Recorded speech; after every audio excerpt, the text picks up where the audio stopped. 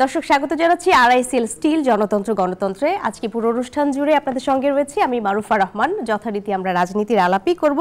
আমাদের আজকের বিষয়বস্তু নির্বাচনের ঘোষণা এবং রাজনৈতিক সংকট। আমাদের সঙ্গে অতিথি হিসেবে স্টুডিওতে আছেন ডক্টর জায়েদুর রহমান, যিনি একই সাথে নির্বাচন ব্যবস্থা সংস্কার কমিশনের সদস্য এবং রাজনৈতিক বিশ্লেষক। আপনাকে স্বাগত জানাচ্ছি এবং ঈদ মোবারক। আপনাকে ঈদ মোবারক। ধন্যবাদ। দর্শকদেরও ঈদ মোবারক।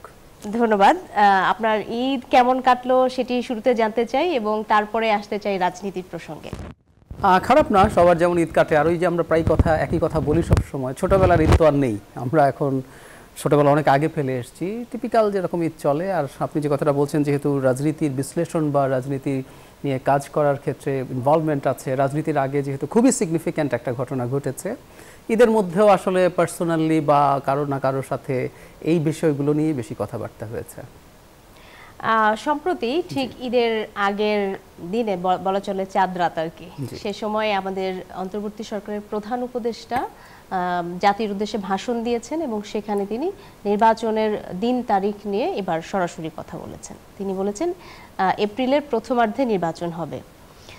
তবে এই ঘোষণার পরপরই বিএনপির দিক থেকে আপত্তি এসেছে, বেশ জোরালো আপত্তি এসেছে। তারা বলেছেন যে একরকম বলা চলে তারা প্রত্যাখ্যানই করেছে এপ্রিলের নির্বাচনকে, তারা ডিসেম্বরের নির্বাচনের বিষয়ে অনড় আছেন। সেক্ষেত্রে নির্বাচন কেন্দ্রিক কোনো রাজনৈতিক সংকট আসলে আপনি সামনে দেখতে পাচ্ছেন কিনা? ধন্যবাদ। খুব স্পষ্টভাবে দেখতে পাচ্ছি। মানে আমরা দীর্ঘদিন থেকে একটা কথা বলছিলাম, সরকার যদি একটা নির্বাচনের মোটামুটি তারিখ বা মাস এরকম ঘোষণা করে, সংকটে অনেকটা সমাধান হয়ে যাবে। কিন্তু আমরা দেখলাম যে তারিখটা, যে সময়টা ঘোষণা করা হলো এপ্রিলের প্রথমার্ধে, এটা আসলে খুব স্পষ্টভাবেই নির্বাচনী মানে রাজনীতিতে সংকট দূর তো করেইনি, বরং এটা খানিকটা বেড়েছে কিনা এই প্রশ্ন আসবে। কেন প্রশ্ন আসবে আমরা একটু দূর থেকে দেখার চেষ্টা করি, এবং বিএনপিকে আমরা কেন আলাদাভাবে একটু কগনিজেন্সে নিতে হবে। বাংলাদেশের নির্বাচনটা সরকার বলছিলেন যে ডিসেম্বর থেকে পরের বছরের জুনের মধ্যে হবে। এটার সাথে সংস্কারকে তারা জড়িত করছিলেন। আই রিপিট, প্রধান উপদেষ্টা বারবার বলেছেন সংস্কার কতটুকু হবে সেটার উপরে নির্ভর করবে নির্বাচন ডিসেম্বরে হবে না পরের জুনের মধ্যে যে কোনো সময় হবে। তো তার মানে এই যে নির্বাচন ডিসেম্বরে হলো না, তার মানে কি সংস্কারের কোনো না কোনো কিছু সরকার মনে করতে পারবে না? সেটার কারণে তারা এপ্রিলে যাচ্ছেন। এপ্রিলের মানে আসলে এখানে মাঝখানে একটা গ্যাপ পড়ে যায়, কারণ মাঝখানে যেহেতু রমজান আছে, আইদার আপনাকে মিড অফ ফেব্রুয়ারির আগে করতে হবে অথবা এপ্রিলের মিডের ওই সময়টাই করতে হবে, মানে 2 মাস এগিয়ে পিছিয়ে যায়। তো প্রধান উপদেষ্টার কাছ থেকে তো আসলে আমরা এখনো জানিনি কেন উনি এপ্রিল মাসটা চুজ করেছেন। 1 2 হচ্ছে রাজনীতির মাঠে যে শক্তিগুলো মানে ক্রিয়াশীল আছে, আওয়ামী লীগের পতনের পর বিএনপি সবচেয়ে বড় শক্তি, তার কাছাকাছিও যে শক্তিটা আছে সেটাও অনেক দূরে, জামায়াতে ইসলামী বাংলাদেশের এই মুহূর্তে দ্বিতীয় সাংগঠনিক দিক থেকে শক্তিশালী দলও যেটা, সেটার সাথেও বিএনপির পার্থক্য সাংগঠনিক জনসমর্থন হিউজ, মানে অনেক বেশি। আর একটা দলকে আসলে আমরা তার সাংগঠনিক শক্তি না থাকার পরও গুরুত্ব দিচ্ছি, সেটা হচ্ছে এনসিপি। সত্যিকার অর্থে তাদের মানে সাংগঠনিক শক্তি কী আছে, সমর্থন কী আছে, কোনো নির্বাচন তারা করেননি, এমনিও যখন কোনো জনসমাবেশ তারা করেন সবসময় তাদের যথেষ্ট লোকজনও আমরা দেখি না, তাহলে তাদের শক্তিও নেই। কিন্তু যেহেতু এই দলটাতে আমাদের গণ অভ্যুত্থানে যারা সামনের সারিতে ছিলেন তাদের কিছু আছে, সবাই নন, কিছু আছে, এই দলটাকে আমরা গুরুত্ব দিই। এখন দেখতে হবে এই দলগুলোকে কি চেয়েছিল। বিএনপি চেয়েছিল ডিসেম্বরের মধ্যে নির্বাচন হোক এবং তার আগে সব সংস্কার যেগুলো করার কথা করে ফেলার কথা করতে বলেছে। আমি আসবো সেই জায়গায়, সেই সংস্কার করা আসলে সম্ভবও ছিল। জামায়াতে ইসলামী ইনফ্যাক্ট দুটো উইন্ডোর কথা বলেছে, একটা হচ্ছে এই যে রমজানের আগে অথবা ঈদের পরপর। এই যে এপ্রিলে নির্বাচন হচ্ছে, এটা কিন্তু জামায়াতে ইসলামীর আমির এই ধরনের বক্তব্য দিয়েছিলেন। তার মানে অ্যাপারেন্টলি মনে হতে পারে জামায়াত যেভাবে চেয়েছে সেই ধরনের নির্বাচন। প্রধান উপদেষ্টা কিন্তু সম্প্রতি যেই জাপান সফরে তিনি কথা বললেন যে শুধুমাত্র একটি দল চায় ডিসেম্বরে হোক, তখন কিন্তু তিনি একই সঙ্গে তার এই যে ডিসেম্বরের পরে বেশি সময় কেন লাগছে সেই প্রসঙ্গে তিনি কথা বলেছেন। তিনি বলেছেন যে সংস্কারগুলো আসলে তারা করতে চান সেই সংস্কারগুলো যেন আসলে একটু ভালোভাবে করা যায়, পাকাপোক্তভাবে করা যায়, সে কারণেই ডিসেম্বরের থেকে কিছু সময় বেশি লাগবে। এই বিষয়টা কি আসলে আপনি কিভাবে দেখেন, এই যুক্তিটিকে আসলে আমি যুক্তিটাকে সঠিক মনে করি না। আমি আসবো, তার আগে ওই যে এনসিপির কথাও বলি। ডিসেম্বরের নির্বাচন নিয়ে এনসিপি কিন্তু গত মার্চ মাসে জনাব নাহিদ ইসলাম রয়টার্স এবং এএফপির সাথে সাক্ষাৎকারে বলেছিলেন নির্বাচনের জন্য যথেষ্ট উপযোগী পরিবেশ নেই, কারণ তার ভাষ্য মতে আইন শৃঙ্খলার অবস্থাও ভালো না। তার মানে আমরা দেখছি সরকার তাই করেছেন যেটা জামায়াত এবং এনসিপির বক্তব্যের সাথে মিলে যাচ্ছে এবং বিএনপির সাথে মিলছে না। এখন আপনি যে জায়গায় আসলেন যে প্রধান উপদেষ্টা জাপানে যে বলছেন যে উনি আর একটু বেশি কিছু সংস্কার করার জন্য জুন পর্যন্ত সময় চান। ধরুন আমি নিজে একটা সংস্কার কমিশনের সদস্য ছিলাম, নির্বাচন ব্যবস্থা সংস্কার কমিশন। তো আমাদের তো কিছু সাজেশন ছিল যেগুলোর জন্য কনস্টিটিউশন অ্যামেন্ড করতে হবে, সাংবিধানিক সংস্কার করতে হবে। তো এটাতে সরকারের সময় সম্ভব না। বাকি কাজগুলো আইন অথবা বিধিবিধান পরিবর্তনের মাধ্যমে আপনি করতে পারবেন, অধ্যাদেশ জারি করেই করা যাবে। আমি মনে করি যদি আমার কমিশনের সব রকম সংস্কার ও সব দল মেনে নেয়, সেটা ডিসেম্বরের মধ্যে খুব সহজে শেষ করে ফেলা যাবে। কেন যাবে আমি আপনাকে একটা উদাহরণ দিই। ধরুন আমাদের সবচেয়ে বড় যে আইনটার অধীনে নির্বাচন হয় সেটাকে বলে আরপিও, গণপ্রতিনিধিত্ব আদেশ। সেটার মাধ্যমে আমাদের সংসদ নির্বাচন হয়, বিরাট একটা আইন। তো এই আইনেরও বেশ কিছু সংস্কার আমরা সাজেস্ট করেছি। কোন জায়গায় কোন সাজেশন আছে আমরা খুঁটিনাটি লিখে দিয়েছি। ধরুন এত নম্বর আর্টিকেলে এই বাক্যটা পরিবর্তিত হয়ে এই বাক্যটা হবে, এই শব্দটা পরিবর্তিত হয়ে এই শব্দ, আমরা এত ডিটেইলড লিখে দিয়েছি। বা আমরা কখনো যখন নতুন আইন প্রপোজ করেছি, যেমন ধরুন আমরা একটা একদম নতুন আইন প্রপোজ করেছি, সেটা হলো নির্বাচন কমিশন আইন। এর মধ্যে নির্বাচন কমিশন কিভাবে নিযুক্ত হবে, তার আচরণবিধি কি হবে, তার আচরণবিধিতে সমস্যা হলে কিভাবে তার বিরুদ্ধে ব্যবস্থা নেওয়া যাবে, সব আছে। ওই আইনটারও প্রাথমিক আউটলাইন আমরা করে দিয়েছি। তার মানে আমি এটা বোঝাতে চাইছি, সরকার যদি শেষ পর্যন্ত সবার মতৈক্যের ভিত্তিতে এগুলো সংস্কার করতে চায়, অনেক বেশি সময় লাগবে না, এগুলো তৈরি করা আছে। এটা আমাদের কমিশনে না, অন্যান্য কমিশনেও কম বেশি একই। এই যে ঐক্যমত কমিশনের সঙ্গে রাজনৈতিক দলগুলো বসলেন, বা সর্বশেষ যে প্রধান উপদেষ্টা সহ তারা যে দীর্ঘ সময় আলোচনা করলেন, সেটার আসলে মানে ফলাফল কি? সেখানে কি এই প্রসঙ্গগুলো ওঠেনি? নিশ্চয়ই উঠেছে। আমি জনাব সালাউদ্দিন আহমেদের একটা বক্তব্য ওনার সামনে দেখলাম।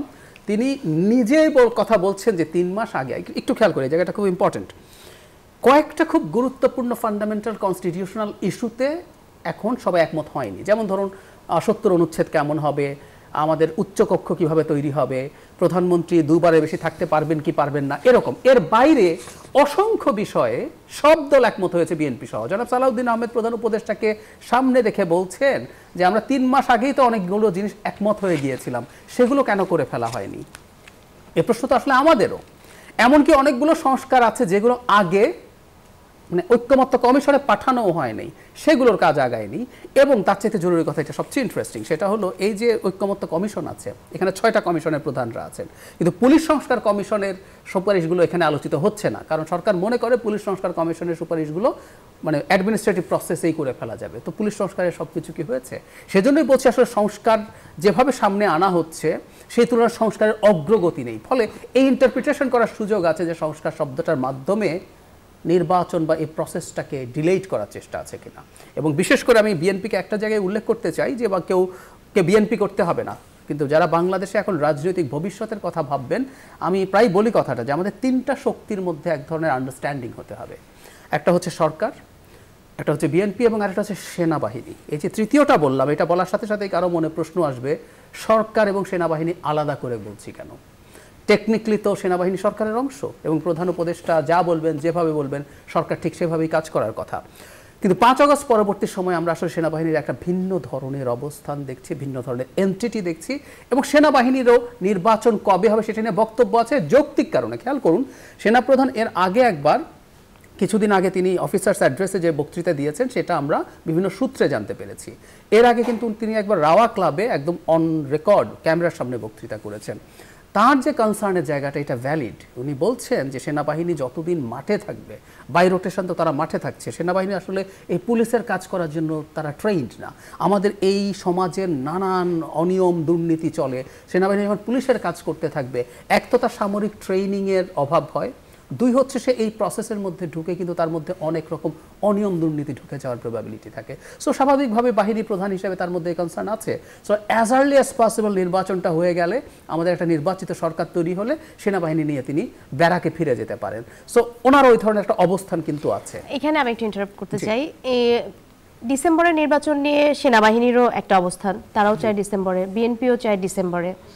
তো সেক্ষেত্রে এই যে এপ্রিলের নির্বাচন, এখান থেকে কি আবার প্রধান উপদেষ্টার সরে আসার কোনো সম্ভাবনা দেখতে পাচ্ছেন? বিএনপি যেহেতু ঈদের বন্ধের সময় আসলে এই ঘোষণাটা এসেছে, সেক্ষেত্রে বিএনপি যদি আন্দোলনে যায় বা সরকারকে চাপে ফেলে, সেটা একই সঙ্গে যদি সেনাবাহিনীর বা সেনা প্রধানের দিক থেকেও যদি আবারও এই ধরনের বক্তব্য আসে, সেক্ষেত্রে কি সরে আসা সম্ভব কিনা? আমি আসি তার আগে বিএনপি এই ব্যাপারটাকে কতটা টাফভাবে নিয়েছে তার একটা প্রমাণ হচ্ছে যখন এই ঘোষণা হলো, বিএনপি স্থায়ী কমিটি একটা বৈঠক করেছে, এরপর একটা প্রেস ব্রিফিং মিডিয়ায় পাঠানো হয়েছে। এটার একটা অংশ আমি একটু পড়ি, ছোট্ট। এই দীর্ঘ ভাষণে তিনি বন্দর, করিডোর ইত্যাদি এমন সব বিষয় অবতারণা করেছেন যা তারই ভাষায় অন্তর্বর্তী সরকারের 3টি ম্যান্ডেটের মধ্যে পড়ে না। উনি 3টি ম্যান্ডেট বলেছিলেন, সংস্কার, বিচার এবং নির্বাচন। এই বাক্যটা আমি এর মধ্যে স্বাভাবিকভাবেই বিএনপি কেন নির্বাচন এপ্রিলের সঠিক বলে মনে করেন, আমরা এই আলোচনাও করবো। বিএনপি না, আমরা যে কেউ যদি বসে দেখি এপ্রিল আসলে সুটেবল মাস না। শেষে এই বাক্যটা আছে এই স্টেটমেন্টে, এই প্যারাগ্রাফের শেষে, ভাষণে তিনি শব্দচয়নে রাজনৈতিক ভব্যতার সীমা অতিক্রম করায় সভায় ক্ষোভ প্রকাশ করা হয়।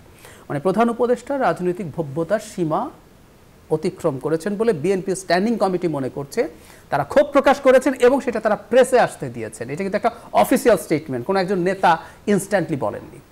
তার মানে এটা কেয়ারফুলি রিটেন, ক্রাফটেড একটা স্টেটমেন্ট যার মধ্যে এই বাক্যটা আছে।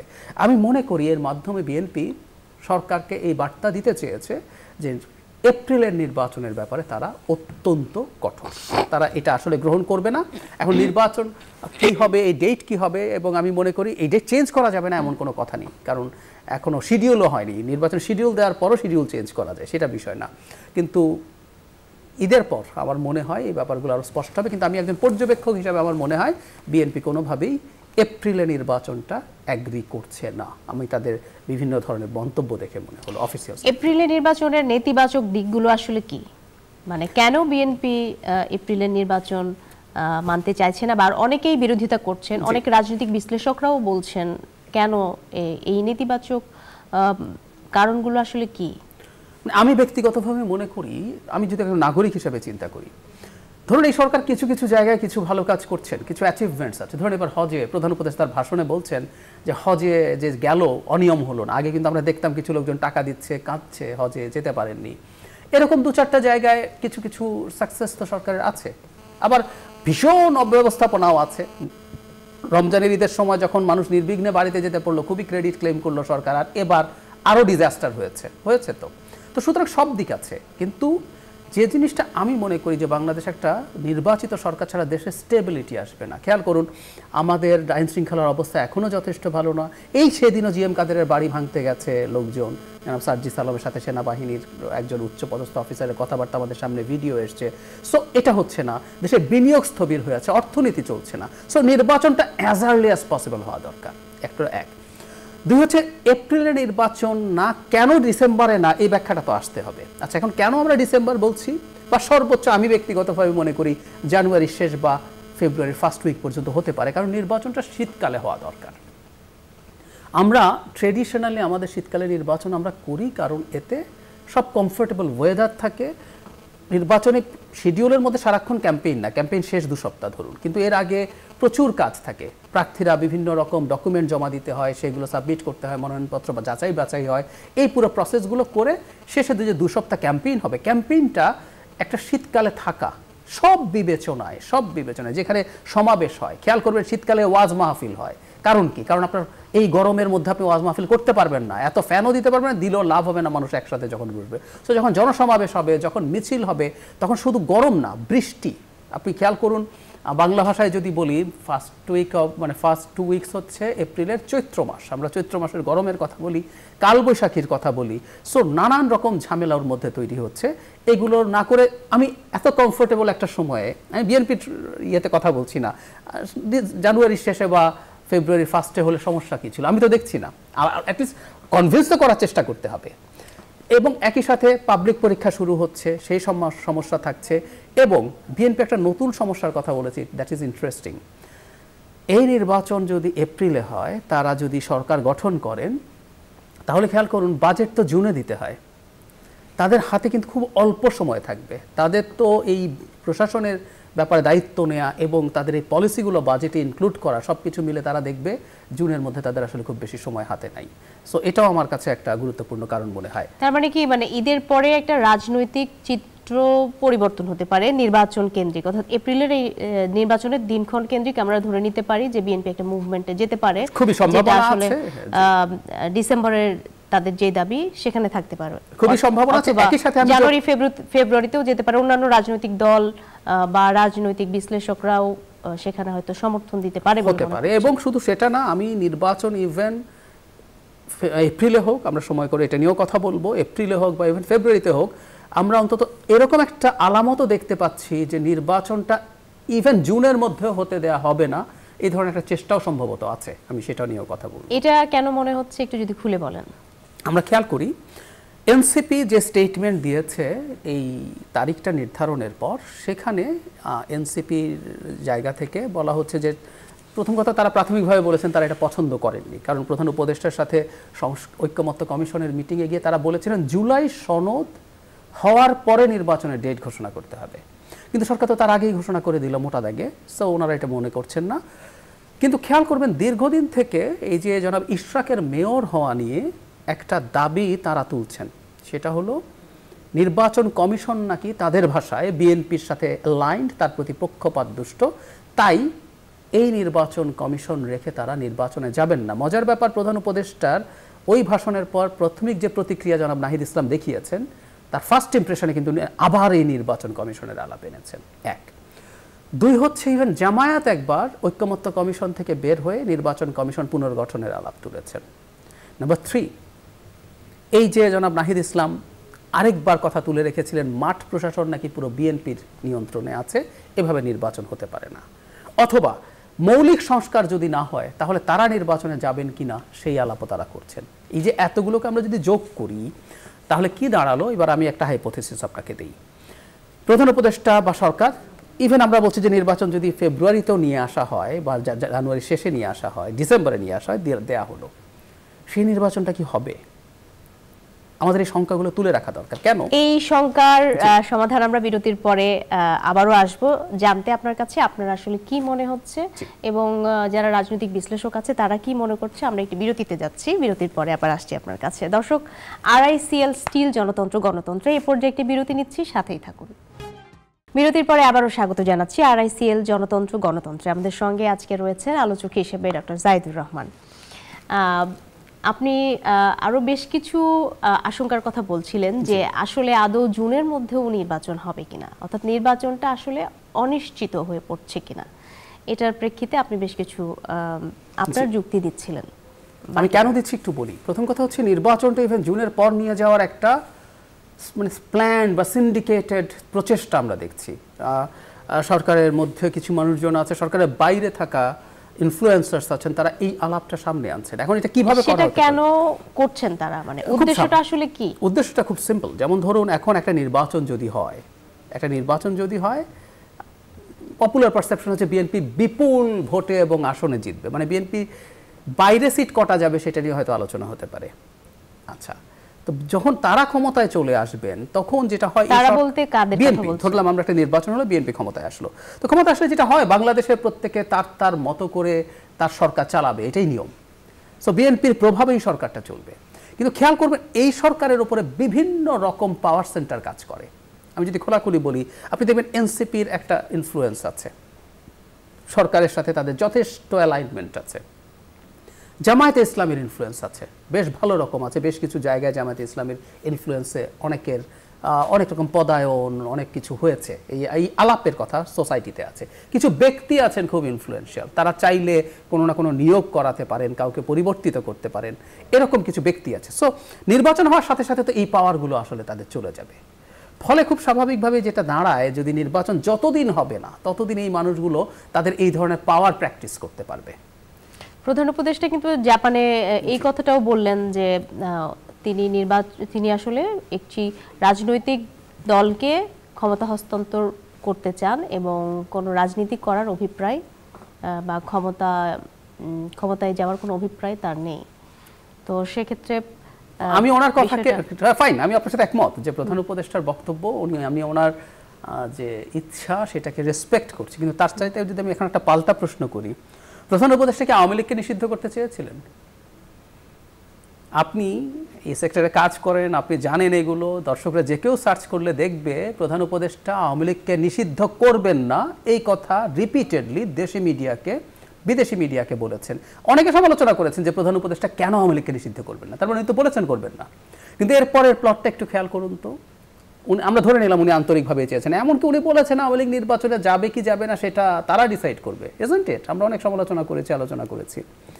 এরপর কি হলো, জনাব হাসনাত আব্দুল্লাহ একটা দলবল নিয়ে যমুনাতে চলে গেলেন এবং ওখানে 144 ধারা আছে, কেউ মিছিল করতে পারবেন না। তিনি সেখানে তো গেলেনই, সর্বশেষ যে নিরাপত্তা বেষ্টনী সেটাও ভেঙে তিনি একেবারে গেটের কাছে চলে গেলেন যমুনার। তারপরে সেখান থেকে ওনারা শাহবাগ আসলেন, ব্লকেট করলেন, তাদের সাথে অনেকেই যোগ দিলেন। ইনফর্মালি জামাতের গুরুত্বপূর্ণ নেতারা ছিলেন, ছাত্র শিবির ছিল, ছাত্র শিবির তাদের সাংগঠনিক গান গেয়েছে, অনেক ইসলামিস্ট এসে হাজির হয়েছে। ফলে তারা একটা মোটামুটি জমায়েত করলেন এবং সরকারকে চাপ দিয়ে, খেয়াল করুন, সরকারকে চাপ দিয়ে আওয়ামী লীগ নিষিদ্ধ করলো, যেটা প্রধান উপদেষ্টা চাননি, প্রথম থেকে বলেছেন। অর্থাৎ আগামীতেও এরকম হতে পারে বলে আপনি বলেন। এখন আমি যদি বলি উনি আমরা তার ইচ্ছাকে সম্মান করি, এটা ফেব্রুয়ারিতে হোক, এটা ইভেন যদি ডিসেম্বরেও নিয়ে আসে, এনারা যদি মনে করেন এই যে নির্বাচন কমিশন, এই যে বললাম নির্বাচন কমিশনের অধীনে নির্বাচন করবো না, এই আওয়াজটা তুলে রেখেছেন তারা ওটাকে একটা ইস্যু করবেন যে এই নির্বাচন কমিশন যখনই শিডিউল দিতে যাবে বলবে যে এই নির্বাচন কমিশনকে তো আমরা মানি না, ওকে পাল্টাতে হবে। এরপর ওনারা যাবেন আবার শাহবাগ এসে যদি পারেন একটা ওনারা জমায়েত তৈরি করার চেষ্টা করবেন, যেটা যদি করেন তখন সরকার যদি আগের মতো হয় যে আমি তো চেয়েছিলাম আওয়ামী লীগকে নিষিদ্ধ না করতে, কিন্তু মানুষের তো চাপ তৈরি হলো, ঠিক একইভাবে নির্বাচন তো আমি এর মধ্যেই চেয়েছিলাম, কিন্তু এখন রাস্তায় যে এই অবস্থা আমি কি করব, শিডিউল চেঞ্জ করে ফেললাম।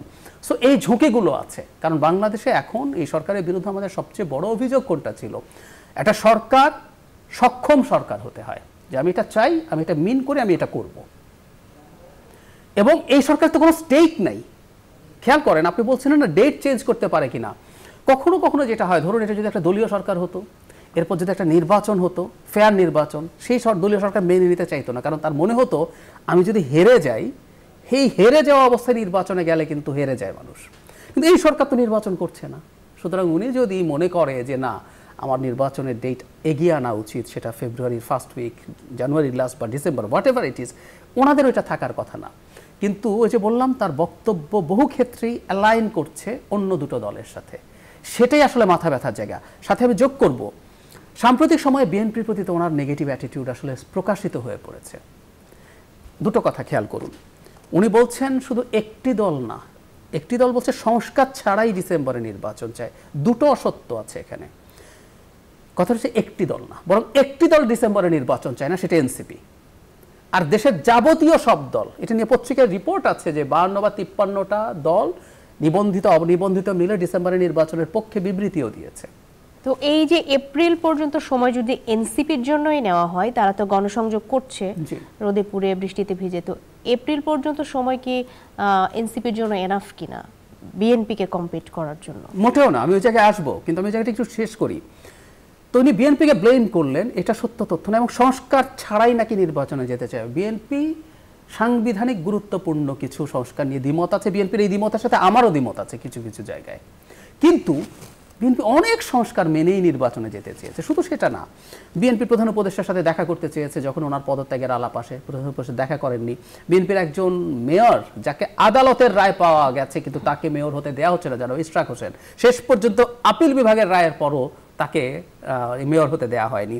বিএনপি যে উপদেষ্টাকে পদচ্যুত করতে বলেছে জনাব আসিফ মাহমুদ সজীব ভুঁইয়া, তিনজনের একজন, বিএনপির মিটিংয়ে তাকে রেখে বিএনপিকে এক ধরনের অপমান করার চেষ্টা করা হয়েছে। এরকম অনেকগুলো জিনিস যদি আমরা একত্র করি তাহলে দেখব যে সরকার বিএনপির প্রতি নেগেটিভ অ্যাটিটিউড দেখাচ্ছে। এইটা বিএনপিকে পরবর্তীতে তার নেগেটিভ অ্যাটিটিউড সরকারকে ফিরিয়ে দেওয়ার ক্ষেত্রে কাজ করতে হবে। প্লাস আপনি যেটা বললেন যে আমরাও যেটা বলছি যে অনেকটা ওদের চাওয়াটা পূর্ণ হয়েছে। যদি তাই হয়, এনসিপির চাওয়াটা পূর্ণ করার জন্য যদি সময়টা নেওয়া হয় ডিসেম্বর থেকে অতিরিক্ত, তো এই সময়ের মধ্যে আসলে বিএনপির যে ব্যাপক জনসমর্থন বা সাংগঠনিক তাদের যে বিস্তৃতি, সেটিকে আসলে এনসিপি অতিক্রম করতে পারবে কিনা? কোনোভাবেই না। আসলে একটা দল যার বয়স এত বছর হয়ে গেছে, 50 বছর হয়ে গেছে, সেই জায়গায় একটা দল যে 1 বছর মাত্র গেল, সেই দলের সাথে তো আসলে তুলনা হওয়ার, মানে নির্বাচন যখন শেষ হবে, সে মানে এই ডিসেম্বরে যাব যখন, 1 বছর তারপরে আবার 4 মাস যোগ হবে, তার সাথে তুলনা না, এটা হতে পারে না কখনো। এনসিপি যদি এটা মনে করে যে এটা দিয়ে সমকক্ষ বাদ দেয়, যে তারা ধরুন দ্বিতীয় সর্বোচ্চ দল জামায়াতে ইসলামী, আবারও বলছি বিএনপির সাথেও তার হিউজ ডিফারেন্স, কিন্তু এনসিপিও জামায়াতের আশপাশেও যেতে পারবে না, তো 4 মাস না আরও 4 বছরেও যায় কিনা প্রশ্ন আছে।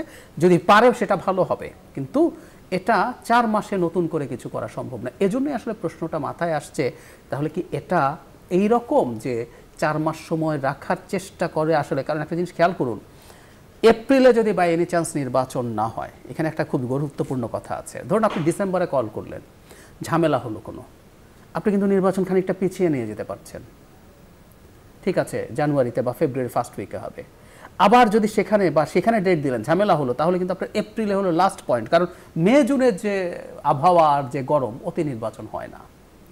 তার মানে যেটা বলছি, এপ্রিলের ওই ডেটে যদি নির্বাচন না হয়, খুব সম্ভাবনা আছে 26শে ডিসেম্বর বা 27 সালে নির্বাচন চলে যাবে, এই সম্ভাবনা আছে। তো সব কিছু মিলে এখন এনসিপি যে শুধুমাত্র তার অবস্থা ভালো করার জন্য আরও 4 মাস বেশি নিতে চাইছে, আমি আবারও বলি, রাজনীতিতে কিন্তু তাই হবে। বিএনপি চাইবে, সে তো এখনই ক্ষমতায় যেতে পারে, সে এখনই যদি নির্বাচন হয়, সে প্রতি সিটে 10 জন করে ক্যান্ডিডেট দিতে পারে। এনসিপির হয়তো 1 জন করেও ক্যান্ডিডেট নেই, সো সে সময় চাইতে পারে। কিন্তু আমি যে কথাটা সব সময় বলছি, এখানে একটা বিষয় আমরা 5 আগস্ট পরবর্তী আমরা দেখছি, এনসিপি মনে করছে জনগণ তাদের সঙ্গে আছে, বিএনপি মনে করছে জনগণ তাদের সঙ্গে আছে।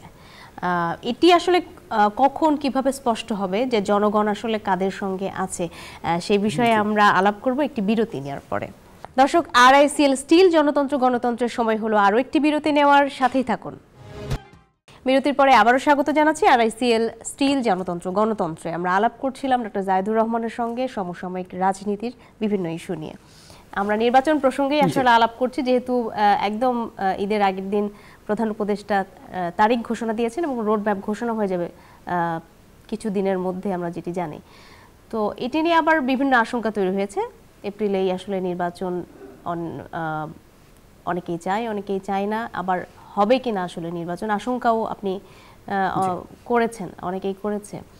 তো এই আশঙ্কার জায়গা থেকে আমি আবারও প্রধান উপদেষ্টার বক্তব্যে ফেরত যেতে চাই। সেখানে প্রধান উপদেষ্টা একটি কথা বলেছেন জনগণের উদ্দেশ্যে, যারা প্রার্থী হবে রাজনৈতিক দলে তাদের কাছ থেকে ওয়াদা নিতে। সেখানে দেশের সার্বভৌমত্ব, আঞ্চলিক নিরাপত্তা, এই বিষয়গুলো তিনি উল্লেখ করেছেন এবং নতুন বাংলাদেশের যে কনসেপ্ট সেটি তিনি জনগণকে তুলে ধরেছেন। এই বিষয়গুলো আসলে বুঝে নিয়ে নির্বাচনে যাওয়ার আহ্বান তিনি জানিয়েছেন। সেখানে যে স্বাধীনতা, সার্বভৌমত্ব এবং যে চাঁদাবাজি, টেন্ডারবাজির যে কথাটি তিনি বলেছেন, সেখানে আপনি রাজনৈতিক কোনো বার্তা পেয়েছেন কিনা? পেয়েছি, এবং আপনি বিরতির আগে যে প্রশ্নটা করছিলেন যে জনপ্রিয়তা পাওয়ার উপায়টা কি, দেখুন, ডেমোক্রেসি বা নির্বাচনে যে রাজনীতি ডেমোক্রেসিতে হয় সেটা ওই রকমই। ধরুন কোনো একটা দল বলল, তাত্ত্বিকভাবে বলছি, আমি না এগুলো মানি জানি না, আমি এগুলো করবো না, এগুলো করবো না, আমি আমার লোকজন দেখো এটা এটা করছে, আমাকে ভোট দিলে দাও। এখন জনগণ যদি তাকে ভোট দেয়, আপনাকে এটা মেনে নিতে হবে, ইজন্ট ইট? ডেমোক্রেসি মানে তাই। পাল্টা কি করবেন? পাল্টা আপনি আর একটা দল করবেন, সেই দলটা কত ভালো কাজ করতে চান সেটা মানুষের সামনে তুলে ধরবেন, মানুষের সাথে কানেক্ট করবেন, সো দ্যাট মানুষ আবার এর পরের বার আপনাকে ভোট দেয়, ওকে বাতিল করে। এভাবেই তো কাজ করবে। সো প্রধান উপদেষ্টা আমাদের অভিভাবকের মতো মানুষকে দিয়ে চাপটা দেওয়াতে চাইছেন। এটাই গণতন্ত্র আসলে। এই যে আপনি এখন ক্ষমতা আছেন, ঘাট ধরে এটা করে ফেলুন, এগুলো সাস্টেইন করে না। ডেমোক্রেসিতে সাস্টেইন করে কোনো দল বা সরকার যখন জনগণকে ভয় পায় যে মানুষ এটা চাইছে, আমি যদি এটা না করি তাহলে আমি আর ক্ষমতায় থাকতে পারবো না, পরের ভোটে আমি হেরে যাব। যে আপনি বিরতির আগে জিজ্ঞেস করছেন জনপ্রিয়তা বোঝার উপায়টা কি, ধরুন সংস্কার নিয়ে ডিবেট তৈরি হয়েছে।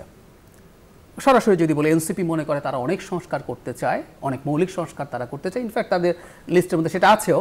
তারা অ্যাকিউজ করছে বিএনপিকে যে বিএনপি সংস্কার চায় না, কম চায়। আপনি বললেন বিএনপির, এটা ফ্যাক্ট, বিএনপির বেশ কিছু লোকজন গ্রাসরুট লেভেলে অনেক অপরাধের সাথে জড়িত হয়েছে এবং এটার স্বীকৃতি বিএনপিও দিয়েছে, কারণ বিএনপি এদেরকে বহিষ্কার করছে। আচ্ছা, এখন তাই যদি হয়, এনসিপি তার সংস্কারকে, যেগুলো হবে আমরা করে ফেলি, যেগুলো হবে না সেগুলোকে সে নির্বাচনের এজেন্ডা করুক, আপনার কাছে আমার কাছে এসে বলুক, দেখো বিএনপি কিন্তু এগুলো চায় নাই, এগুলো হলে কিন্তু এই ভালো হবে, তুমি আমাকে ভোট দাও, সো দ্যাট আমি ভোট পেয়ে যাতে এই কাজ করতে পারি। শেখ মুজিবুর রহমান কি করেছিল খেয়াল করেন তো, উনি 6 দফা দিয়েছেন 66 সালে। 6 দফা নিয়ে উনি সারা দেশ চড়ে বেড়ালেন, গিয়ে বললেন, দেখো আমি এভাবে বঞ্চনার শিকার হচ্ছি, আমাদের পূর্ব পাকিস্তান, আমি 6 দফার ভিত্তিতে পাকিস্তানকে একটা কনফেডারেশন বানালে আমাদের বৈষম্য কমবে। 70-এর নির্বাচনে মানুষের কাছে ম্যান্ডেট চাইলেন, মানুষ তাকে ম্যান্ডেট দিয়ে দিল, উনি জিতে গেলেন, উনি পাকিস্তানের প্রাইম মিনিস্টার হয়ে যাওয়ার কথা। তো ঠিক একইভাবে যার যেটা এজেন্ডা আছে সে যাবে, জনগণ যেটাকে নেবে সেটা নেবে, না নিলে সে প্রত্যাখ্যাত হবে, সে আবার চেষ্টা করবে কোনো একদিন তার এই এজেন্ডা সে মানুষের কাছে নিয়ে যেতে যেতে যেতে কোনো একদিন জিতে যাবে। ধরুন ভারতের বিজেপি 90s একটা ইলেকশনে বিজেপি 3টা সিট পেয়েছিল, সেই বিজেপি আজকে কোন জায়গায় এসছে? সে তার যে বক্তব্য, সেই বক্তব্য নিয়ে আপনার বা আমারও সিরিয়াস আপত্তি আছে, এই হিন্দুত্ববাদী বক্তব্য আমি ঘৃণা করি, কিন্তু সে তার এই ন্যারেটিভটা মানুষের কাছে নিয়ে গিয়ে গিয়ে গিয়ে গিয়ে বুঝিয়ে আজকে এইরকম শক্তিতে পরিণত হয়েছে। এটাই ছোট্ট একটা দল আম আদমি পার্টি দিল্লিতে, সে তার ক্যাম্পেইন, তার কথাগুলো মানুষকে বলে বলে বলে বলে কানেক্ট করেছে, জিতেছে, ক্ষমতায় থেকেছে, আবার এবার ক্ষমতা থেকে অপসারিত হয়েছে। সময়টা বেশি নেওয়ার কারণ হিসেবে বা ডিসেম্বরে কেন নয়, সেক্ষেত্রে বক্তব্যে দেখলাম প্রধান উপদেষ্টা আরেকটি কথা বলেছে যে এই সময়ের মধ্যে দেশে নির্বাচন উপযোগী পরিবেশ সৃষ্টির জন্য যা যা করা দরকার সরকার তাই করছে। সেক্ষেত্রে নির্বাচন উপযোগী পরিবেশ ডিসেম্বরে কেন সৃষ্টি হবে না?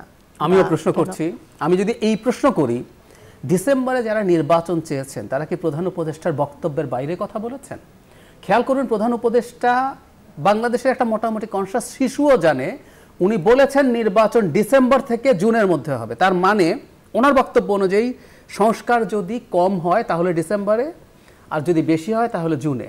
আচ্ছা, সংস্কার তো কমও হতে পারে, পারে না? তো ডিসেম্বরের নির্বাচনের প্রস্তুতি ওনার থাকার কথা ছিল না, কারণ উনি তো নিজে ডিসেম্বরের নির্বাচনের কথা বলেছেন। তাহলে কি ডিসেম্বরের নির্বাচনের কথা উনি কথার কথা বলছেন? আমি যদি এই প্রশ্ন করি, আমরা প্রত্যেকে শুনেছি, এমনকি জাপানেও উনি ডিসেম্বর থেকে জুন এই কথা তো আমরা ক্রমাগত শুনেছি। তো আপনার তো ডিসেম্বরের প্রস্তুতিটা লাগবে, বেশি যদি যায় সেটা যাবে পরে। সংস্কার নিয়ে আরেকটি বিষয়ে আমার খুব ভালো লেগেছে ওই বক্তব্যে, প্রধান উপদেষ্টার বক্তব্যে। সেখানে হচ্ছে তিনি বলছেন যে সংস্কারগুলো আসলে করা হবে সেটি যেন প্রথম অধিবেশনেই, যেই রাজনৈতিক দলই আসুক নির্বাচনের মধ্য দিয়ে ক্ষমতায়, প্রথম অধিবেশনেই যেন সেগুলো আসলে পাশ করা হয়, সেই বিষয়ে তিনি ওয়াদা নেওয়ার কথা বলেছেন। তো সেটি যদি হয় সেক্ষেত্রে তো ডিসেম্বরে আসলে নির্বাচন হতেই পারে। এবং আরেকটা জিনিস একটু বলে রাখা দরকার, সেটা হচ্ছে হ্যাঁ, সংস্কারগুলো পার্লামেন্টে আইনে পরিণত হবে। খেয়াল করুন, এখন তো সংস্কার মানে যেহেতু পার্লামেন্ট নেই, এখন যে কোনো আইন অধ্যাদেশ হিসাবে জারি করা হয়, সেই অধ্যাদেশগুলো পরে পার্লামেন্টে যাতে একইভাবে আইনে পরিণত করা হয়, আমি মনে করি হবে। আপনি একটা জিনিস খেয়াল করবেন, বিএনপি আগে আমাদের টেন্ডেন্সি ছিল যে কোনো একটা কথা বলে ফেলি, এরপর ক্ষমতায় আসলে যা ইচ্ছা তা করি। আমাদের ওই যে 3 জোটের রূপরেখার ক্ষেত্রে এটা হয়েছে। এবার খেয়াল করবেন, বিএনপির সমালোচনা হচ্ছে সেই সংস্কার মানে না, ওটা মানে না, কিন্তু সে সরে আসছে না, সে মিথ্যামিথ্যি সরে আসছে না। ঠিক আছে, মেনে নিলাম, ঝামেলা কমে গেল, এরপর ক্ষমতায় গেলে আমি আর এগুলো মানবো না, তা না। আমি যেটা দেখি, যতটুকু সংস্কারের ক্ষেত্রে বিএনপি সহ অন্যান্য দলগুলো একমত হবে, বিএনপি যদি ক্ষমতায় আসে, আমি মোটামুটি না শতভাগ নিশ্চিত তারা এগুলো আসলে পাস করবে। এটার জন্য ওয়াদার প্রয়োজন নেই, কারণ বিএনপি ওয়াদা করছে। আর যদি না করে, সেটা নিয়ে তো আসলে আমরা কথা বলবোই, কারণ একটা চার্টার হবে, ওর মধ্যে লেখা থাকবে, তার বক্তব্যে থাকবে, আমরা দেখবো যে বিএনপি তুমি এগুলো করবে বলেছিলে, এগুলো করো নাই কেন। সুতরাং প্রধান উপদেষ্টা যে কথাটা বলেছেন সেটাও ঠিক। আবারও বলছি, এটাই সঠিক পথ। গণতন্ত্রে জনগণকে দিয়ে চাপ দেওয়াতে হবে মোরফা। খেয়াল করুন, আমরা প্রধান উপদেষ্টা ওই কথাটাই বলেছে যে জনগণকে তার যেই প্রাপ্য সেটা বুঝে নিতে হবে। জুলাই আগস্ট আন্দোলনের যেই প্রাপ্তি সেটি যেন বুঝে নেয়, এবং যে দল যে কমিটমেন্ট করছে, মানে মিথ্যা কথা বলা যাবে না, তুমি এটা মানবো না বলে রাখো, কিন্তু যেটা মানবা বলছো, এবং নির্বাচনী ইশতেহার একটা আসবে সামনে, আমরা এটা একটা যেন তেন ড্রিমি স্বপ্নের মতো কথা লিখে রাখি না। ভারতে কিন্তু প্রত্যেক নির্বাচনের আগে এই হিসাব নিকাশ মেলানো হয় যে তুমি এটা বলেছিলে, এটা বলো নাই। সো জনগণকে সচেতন হয়ে উঠতে হবে, সো দ্যাট ভবিষ্যতে আমাদের গণতান্ত্রিক ব্যবস্থায় কোনো দল আবার আগের মতো হয়ে যেতে না পারে। তাকে আমরা ক্রমাগত চাপের মধ্যে রাখবো, জনগণ রাখবে, রাজনৈতিক দল রাখবে। তো খেয়াল করুন, বিএনপি ধরলাম কয়েকটা মৌলিক সংস্কার নাম মেনেই ইলেকশন হলো, চলে গেল। ধরুন এনসিপি মনে করে সংস্কারগুলো হওয়া দরকার, সে কিন্তু ক্রমাগত বিএনপিকে চাপ দিয়ে যাবে। টকশোতে, আপনারা টকশো করেন, টকশোতে এসে যে বিএনপির লোকজনকে চার্জ করবে, সে জনগণের কাছে গিয়ে বলবে দেখো বিএনপি এই কাজটা করে নাই, এটা করলে কিন্তু তোমার এই ভালো হতো, তুমি আজকে কষ্টে আছো কারণ বিএনপি এই সংস্কারটা করেনি। এভাবে ক্রমাগত দেখবেন চাপ তৈরি হয়, তখন বিএনপি নিজেই সেটা করতে পারে। আর না হলে মানুষ যদি ক্ষুব্ধ হয় বিএনপির ওপরে, সে অন্যজনকে ভোট দিয়ে দেবে। এভাবেই আসলে সিস্টেমগুলো কাজ করে। আরেকটি বিষয় সেদিনের বক্তব্যে এসেছে, প্রধান উপদেষ্টা পরিষ্কার করতে চেয়েছেন মানবিক করিডোর এবং বন্দর নিয়ে। বন্দর ব্যবস্থাপনায় আসলে প্রধান উপদেষ্টা বলেছেন যাদেরকে আনছেন তারা আমাদেরকে দক্ষ করে দিয়ে যাবেন, বা আমরা তাদের কাছ থেকে যদি শিখে নিই 2036 সালের মধ্যে পৃথিবীর মানে সবচেয়ে ভালো বন্দরগুলোতে আসলে আমাদের সেখানে অংশগ্রহণ থাকবে, আমাদের লোকবল সেখানে থাকবে। এই বিষয়টা নিয়ে অনেক রকম আলাপ আছে, আপনার কি মনে হচ্ছে?